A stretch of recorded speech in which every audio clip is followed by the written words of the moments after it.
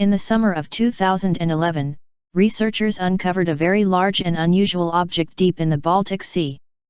The artifact's shape is almost perfectly oval and it totals 60 meters in diameter. The first odd thing you can notice even from afar is that a still visible trail leads to the huge structure, which means it wasn't there when the region wasn't covered in water, millions of years ago, and it didn't sink there either, if a vessel could even carry such a thing. OceanX, a private firm which works in the field of ocean exploring and treasure hunting, sent a ship to look for possible wreckage in the region, and their sonar revealed this strange formation that was too close to being round to be just a natural rock formation, as many have since claimed.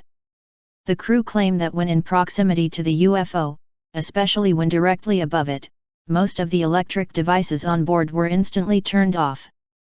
So two divers, Dennis Asbury and Peter Lindbergh, went under to explore it, and what they found was even more amazing.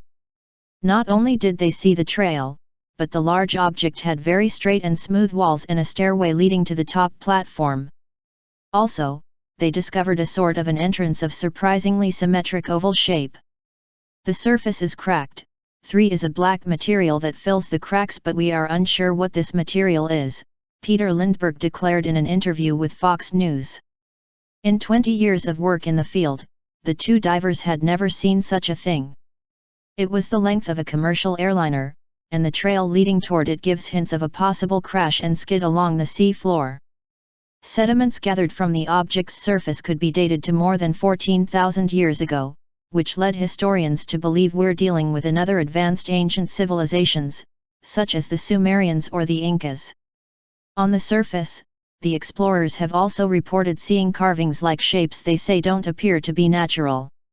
The wreckage sits at a depth of 90 meters and waters in the area are always muddy, factors that make it virtually impossible to film or photograph the site. When all the crew was back on board and they had reached a considerable distance from the site, the electronic equipment suddenly started working again. Debates haven't stopped since and opinions widely vary, but one certain thing is there is more to be discovered than we already know.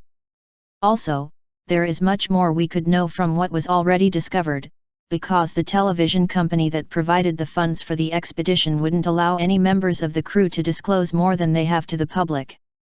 People on board say the amount of bizarre information they have found and are forbidden to share exceeds what we have already learned about the site.